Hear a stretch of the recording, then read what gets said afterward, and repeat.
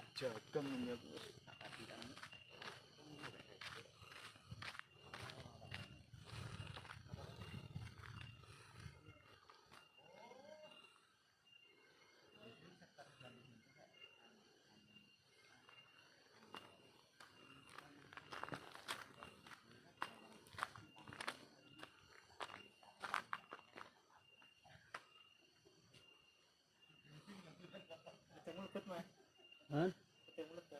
Iya Mas. Assalamualaikum warahmatullahi wabarakatuh. Salam budaya Nusantara. Dalam video kali ini kita sedang berada di petilasan Prabu Tawangalun yang ada di Rawabayu. Di sini kita akan bercerita tentang sejarah-sejarah Prabu Tawangalun dan juga tentang perang Puputan Bayu. Bersama rekan-rekan dari tim MM Official.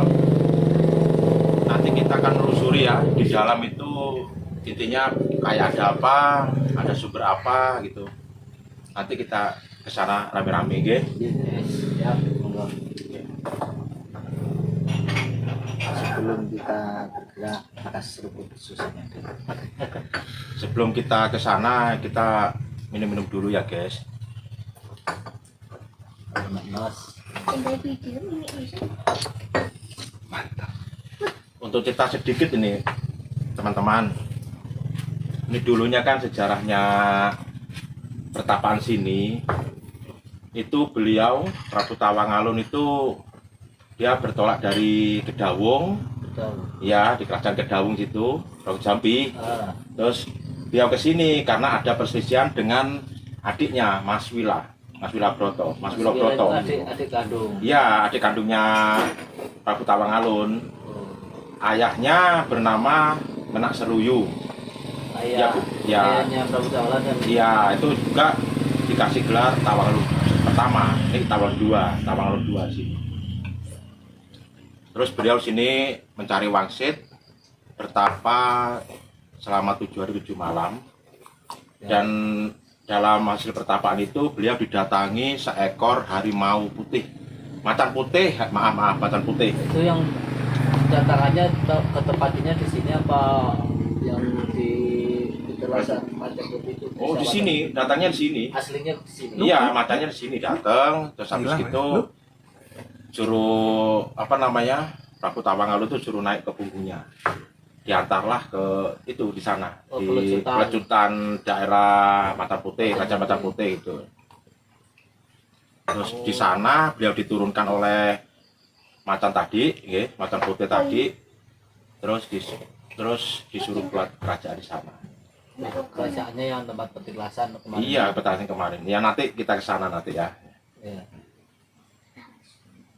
Oh, berarti jadi pertama kali macan putihnya Prabu Tawangalun pertama kali dapatnya di sini ya. Di sini, iya. Saya kira tuh dapatnya di sana di daerah Macan Putih sana. Oh enggak, lewat tapa beratanya di sini beliau. Karena yang paling booming kan di sana, bahwasanya Macan Putih tempatnya di sana, Prabu Tawangalun di sana. Pak kan kono kan rono terkenale ambi ono desane Macan Putih. Ya, asal mula desa Macan Putih ya memang dari Macan Putih sini. Dulu sana itu namanya itu hutan Sudiamara.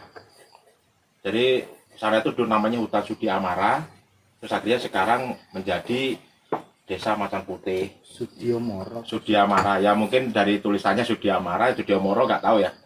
Biasanya ilatnya orang Jawa itu kan beda-beda itu. Enggak, kalau pakai aksara Iya. Sudiamara. Oh ya. Tapi kalau Pengucapan orang Jawa bukan Sudiomor. pengucapan orang Jawa, memang apa namanya? Ya tekniknya bacanya ya memang seperti itu ya. Biasanya orang Jawa itu ilatnya kan agak AO gitu loh Mas. Ya kan seperti Bali kan tulisannya A dibaca Kuta itu Kute kan gitu ya. Ya seperti itu. Kayak Jawa Jowo gitu kan. Ini wong Jawa. Kalau pakai aksara Padahal Jawa. aksara Latin ya pakai A. Iya. Ini kalau ketika kita bilang Sudiamara, intinya kan berarti kita harus mau marah. Iya kan? Tapi kalau Sudiomoro berarti Legowo Moro. Sudi Moro ya, Sudi Legowo Moro. Legowo Moro. Kan iya. Makanya kan kita harus itu Harus bahasa- paham, harus paham dari kata-katanya, dari istilah hutan itu sendiri. Orang nyemil kacang. Kalau masalah Prabu Tawang Alun pertama kali menduduki kepetilas ini tahun berapa sekarang? Sekitar tahun 1655 kan. 65. 1600-an lah itu. Banyak Oh, versi ini. soalnya. Oh. Di sini karena takut ada perdebatan ya untuk merebut kekuasaan dari ayahnya itu. Kan intinya itu kan Prabu Tawang Alun diserahkan sebagai putra mahkota Iya. untuk menjadi penerus raja gitu loh. Terus adiknya itu nggak terima, akhirnya daripada adik nanti memberontak, mending mengalah gitu. Mengalah, terus beliau bertapa di sini, ada wangsit lah bertapa di sini. Terus di sini terus dapat apa namanya, dapat wangsit, akhirnya menunggangi apa namanya seekor macan tadi, macan putih. Beliau ke hutan Sudiamara, di sana mendirikan kerajaan yang sekarang namanya Kerajaan Macan Putih. Di sana itu juga punya bunga-bunggawanya di sini, ada bunga-bunggawanya juga. Waktu itu bawa yang setialah sama beliau itu bangun di sana, terus bersama-sama membangun kerajaan di sana. Mohon maaf sahabat, tadi kita skip sebentar ya videonya, soalnya tadi ada adzan asar. Monggo sekarang dilanjut lagi pembicaraannya. Dari mana tadi? Dari pembuatan kerajaan di Macan Putih tadi. Iya.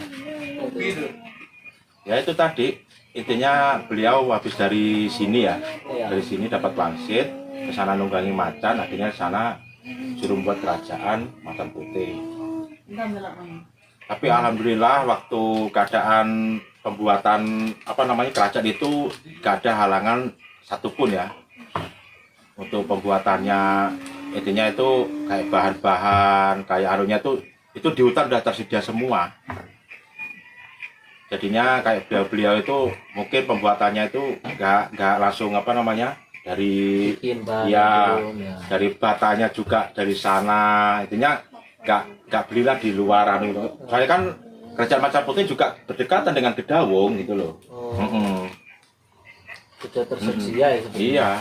Akhirnya rakyat-rakyat yang di Macan Putih itu apa namanya makmur, damai, terus banyak hasil pangan-pangan juga banyak, hasil apa namanya perkebunan dari persawahan juga gitu. Terus akhirnya adiknya Mas Wila Brata itu merasa cemburu, merasa intinya itu kayak iri lah gitu, kok lebih makmuran yang di sana gitu loh. Ya nanti untuk yang cerita yang ini nanti kita bahas lah nanti sana ya. Jadi untuk di daerah Bayu ini, kalau untuk cerita perangnya itu ada. Ada sini. Kan daerah kan ini kan daerah wisata, istilahnya di tempat kalau perang Puputan Bayu kan tempatnya itu daerah Parangan. Iya. Kalau daerah Surabaya ini apa dulunya jadi tempat itu perang juga? Ada di sini. Memang dari bukti-bukti peperangan juga ada di sini. Ada sisa apa namanya temuan-temuan kayak keris, kayak pedang-pedang zaman dulu di sini banyak ditemukan. Oh, Jadi perperangan dulu di sini tuh ya gara-gara kecemburuan dari adiknya Prabu Tawang Alun, Mas Wila itu. Iya, Iya, perang saudara. iya prasaudara. Akhirnya Oh, beliau yang di Gedawung itu nyerang sini gitu, nyerang sini, akhirnya perang, terjadi perang sengit, terus adik tewas gitu loh, Mas ya. saya kira itu Adiknya. ada peperangan itu istilahnya perangan dijajah oleh VOC. Oh enggak, kalau VOC-nya di tahun 1700 itu. Oh, setelah Iya, setelahnya Tawang itu, Alun. ya setelah Tawang Alun. Kan udah kita bahas kemarin itu. Nah, kan maksudnya itu kan enggak, keterangannya agak rancu gini, Mas. Yang perang antara Gedawung dan Macan Putih itu kan sebenarnya lokasinya bukan di sini. Yang terkenal di sini Desa Perangan sampai perang Desa Bayu itu kan ya yang melawan VOC. Iya. Iya, di sini, itu tapi kan maksudku tapi gitu. ada di perangan, Mas. Iya. Jadinya waktu di sini juga ada kisahnya juga. Ada perangan di sini juga, penyerangan Bayu ada itu. Penyerangan Bayunya ada di sini. Kalau yang di sana itu versinya waktu minta tolong sama VOC itu belum. itu ada versi lain itu mas. Itu ada versi lain, jadinya itu perang di sini itu waktu melihat kemakmuran di sini sebelum membuat kerajaan itu peperangnya terjadi di sini katanya. Jadi perangnya itu bukan perang penjajahan, perang kerajaan. Iya. Perang itunya itu perang saudara. Iya, perang Lah, kerajaan. ada kecemburuan sosial itu loh. Kalau yang di perangan itu kan sudah perang penjajahan. Ya memang kan. Iya, perang penjajahan. Iya, Perang melawan VOC. memang kan memang banyak versi loh mas. Banyak versi. Jadi kita perangnya ada yang sini, ada yang sana itu. Tapi dilihat dari ada bukunya itu di sini. Sini yang diperangin itu, ya di Bayu, ya di perangan gitu loh. Memang di perangan waktu itu. Enggak, maksudku kan gini. Iya. Keraton itu kan sudah berdiri di Macan Putih. Ya belum. Waktu perangan tuh belum mas. Belum masih. Intinya tuh gini mas. Ini kan pasukan sini ya. Pasukan di sini. Memang pembangunannya belum jadi. Intinya memang ada di sana di pembangunan. Tapi yang diserang tuh sini, Bayu. Yang diserang tuh Bayu sama Mas Wila itu di Bayunya gitu loh. Di Bayunya mas. Untuk terus habis gitu udah habis peperangan baru kemakmurannya di sana gitu loh. Intinya itu perang tandingnya itu di sini. Perang tadinya itu di sini. Kalau zaman kerajaan kan perangnya itu kan nggak nyerang antar kerajaan. Kita bertemu di mana, siapkan pasukan kan. Tapi yang paling sengit ya peperangan Puputan Bayunya itu Antara VOC. antara sama VOC itu yang di Tegal Perangan itu perang Puputan itu perang namanya orang Puputan ya adep wes. Jadinya nggak gerilya, adep-adepan. Itu perang Puputan tuh adep-adepan. Perang paling kejam. Iya, intinya tuh wes kalah cacak menang cacak gitu. Bagasnya dari struktur bata merah, bata besar itu nekono kabeh. Kalau ukir-ukirane pisan mirip kayak Macan Putih. Ngono lho. Jadi ini dia bangun kene sik, plek meno. Mungkin nekono. Nekono wis makmur budek bidan kene iso wae. Tapi peperangan iku serang yang diserang tuh Bayu, bukan Macan Putihnya. Ada di buku itu sampean. Tapi lek ceritanya almarhum Pak Timbul itu ngene Pak. Memang perang Puputan dan Wirabroto itu memang ngene ya. Jadi kan zaman kerajaan itu kan perang apa jenenge perang tanding kan. Makanya sampai diarani Puputan sing pertama itu kan perperangannya antara Wirabroto dan Tawangalun. Iya bener. Ketika habis perang, dia kan balik. Nah, ketika balik dia menyesal, merenung. Iya. Akhirnya dia tuh kembali lagi ke sini. Ketika kembali ke sini, kayak langsung ngene. Oh iya. Iku namare ngono iku, ketika dia kembali ke sini kan Songgon iku dibabat, Pak. Ya, hutan ya. Hutan iku dibabat. Nah, krungu wong monco intine kan dhisik ngomongnya Monconegoro, lek saiki kan enggak kan. Wong Monconegoro iki krungu ning kono buka alas sing buka golongane iki. Nah, akhirnya moro koyo wong Madura, wong iki kan moro ngono Pak. Nah, akhirnya setelah ning kono kok enak. Ngono kok enak, tapi posisi ini Prabu Tawangalun iki sudah mau arepe moksa. Nah, wis menyesali atas perbuatannya dia itu. Lek aku ceritane Pak almarhum Pak Timbul. Bisa kan wong Songgon sing pertama kali munggah sejarah Prabu Tawangalun kan almarhum Pak Timbul itu. Tahun 89. Ya, tahun 89 90 sampai terdapat di buku itu yang diserang tuh Bayu, ngono kan. Iya, tukang Prabu deh Bayunya. Kan memang karepe kan untuk seru. kan karepe Wirabroto iku ojo sampai ngumbuli kedawung sing kerajaan wis mulai. Ceritane iku ngono. Ojo sampai ngumbuli kedawung kok iki kerajaan anyar kok malah rakyat kan sing garai anu iku dhek apa jenenge sing garai dhek mangkel nemening kakange iku kan rakyat kedawung iku kan akeh sing Melok kakange. Sing paling anu iku Kalau Tawangalun akeh. nah, iku pun versine teko wong tuwa-tuwa pun juga ngono. Soalnya lebih makmur, Nah, lebih sabar, wongi anu rajane BP itu bijaksana. kan soalnya lek miturut cerita mana Wirabroto ambi Tawangalun niki kan wataknya kerasan Wirabroto. Wataknya tuh kerasan Wirabroto. Kita memang dari segi cita memang banyak yang ada yang sana sini, tapi real di buku itu di sini. Iya, orangnya memang. Orangnya di sini. Orang yang serang itu akhirnya beliau menyerang Bayu. Iya kan Ya, Bayu kan kayak diarani puputan Bayu sing iku. iya. Kalau puputan Bayu yang versi POC Jagapati Itu kan beda era. beda anu tahun. perang Ini penjajah. kan perang antar kerajaan toh, perang saudara.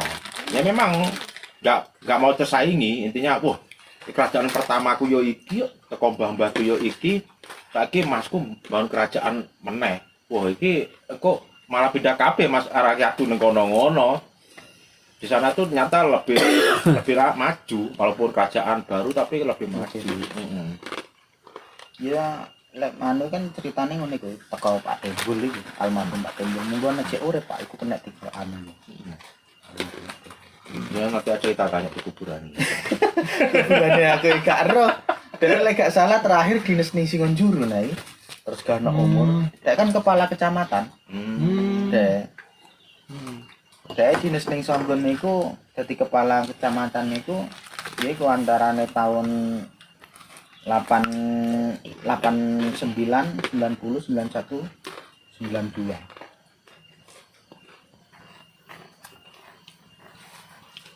Bisa selamatan ngono iku sering wis dhek cerita. Ya cerita sayu wiwit iku. Ya cerita pate geringsing iku dhek anggere selamatan aktif-aktifan iki. Ini nanti yang ceritanya kita kan untuk membaca di sini dulu ya nanti. Di dalam kita ngasih tahu kepada sahabat-sahabat iki rawone iki anune ngono ae kok.